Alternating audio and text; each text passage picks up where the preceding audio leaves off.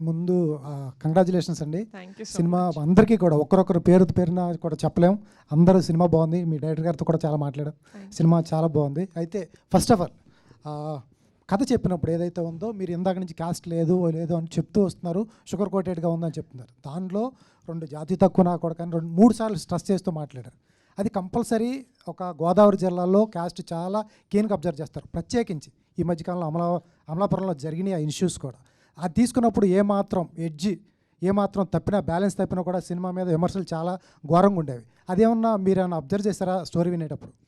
అది సేమ్ ఇప్పుడు జనాలు ఎలా అయితే దాన్ని కాన్సన్ట్రేట్ చేసి దాని మీద ఎత్తట్లేదో, నేను కూడా స్టోరీ విన్నప్పుడు నాకు అది రెలవెంట్గా అనిపించలేదు. ఎందుకంటే నా స్టోరీ దాని గురించి కాదు అసలు.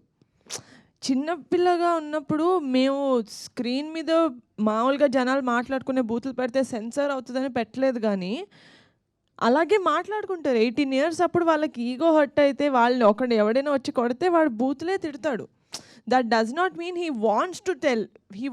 వాడిని ఎలాగోలా హర్ట్ చేయాలి. నేను ఎలా హర్ట్ చేయాలి వాడిని, ఇలా అంటే వాడు హర్ట్ అవుతాడు. కాబట్టి which is very life like, అంటే that's something that happens every day. మనం చూసే లైఫ్లో ఇట్ హ్యాపెన్స్ ఎవ్రీ డే.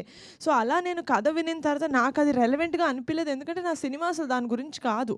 బయటకు వచ్చిన చాలా మంది మేకర్గా మీరు అనుకోకూడదు మేడం, మీరు అనుకోకుండవచ్చు. బయట ఆడియన్స్ అలా తీసుకోరు. ఆ కమ్యూనిటీ వాళ్ళు అలా తీసుకోకపోయి ఉంటే గొడవలు అయ్యాయా కదా? అయ్యేవేమో, కానీ సినిమా వాళ్ళకి ఎంత అయ్యేవేమో, ఇట్స్ ఆల్ హైపోథెటికల్.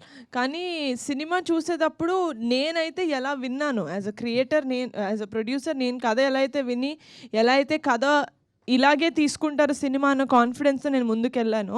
ఆడియన్స్ కూడా అలాగే తీసుకుంటున్నారు కదా, విచ్ మీన్స్ వీ సక్సీడెడ్. చిన్న చిన్న ఇంపర్ఫెక్షన్స్ మీద లేకపోతే చిన్న ఇలా ఇప్పుడు మీరు అన్నున్న వాటి మీద వాళ్ళు కాన్సన్ట్రేట్ చేయటం, ఎందుకంటే దట్స్ నాట్ ఇంపార్టెంట్. మా కథ is about friendship, the breakup of friendship and how the reuniting of friendship. Sir Vamshi garu, sir ఎక్కడైనా 2-3 క్యారెక్టర్లు కనెక్ట్ అవుతాయి. 11 మంది క్యారెక్టర్లు ఎట్లా కనెక్ట్ అవుతాయి సార్? మీకు కనెక్ట్ అయినాయి కదా సార్? మాకు కనెక్ట్ అయ్యేది. ఫస్ట్ ఆఫ్ ఆల్ వీళ్ళందరూ చెప్తున్నారు సెకండ్ హాఫ్ కొంచెం అని. సెకండ్ హాఫ్లో ముందు సీన్ ఒకటి ఉంది. ముందు తాగుతూ ఫ్రెండ్స్ అందరూ హైదరాబాద్ నుంచి అమెరికా వచ్చేసాను. చాలా అద్భుతంగా అనిపించింది నాకు. Thank you so much sir. Thank you so much. Okay sir, all the best sir. ఇంతమంది ఫస్ట్ ఆఫ్ ఆల్ నాకు తెలిసి Q&A ఫస్ట్ టైం అనుకుంటా ఇంతమంది కూర్చుని ఈ stage.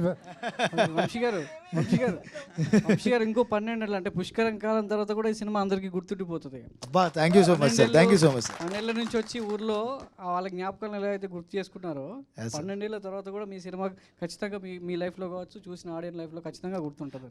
Thank you so much sir. Niharika గారు, ఇందాక ఒక క్వశ్చన్ అడిగి ఫ్లో డిస్టర్బ్ చేయకూడదని చెప్పి అడగలేదు నేను. నిన్న మీ ఫాదర్ యాక్చువల్లీ ఒక మీడియా హౌస్ లోగో ఏదో లాంచ్ చేశారు. అంటే ఏంటది? అంటే హీజ్ ఇంటూ ఎంటర్టైన్మెంటా లేకపోతే serious news business? Media entertainment అని స్టార్ట్ చేశారు సార్. అది even though it's irrelevant. He wanted to start as an entertainment channel. ఇప్పుడు నాన్నకు ఆల్రెడీ ఒక యూట్యూబ్ ఛానల్ ఉంది, అది కొంచెం ఈ సిరీస్ వాటితోటి డైల్యూట్ అయిపోతుంది. He wanted to do something that is related to కొంచెం సీరియస్ టాపిక్స్. యూట్యూబ్ ఛానల్ లేకపోతే he's coming into media business? As of now it's YouTube channel. Okay, politics అయితే ఇప్పుడు కాదు. నో.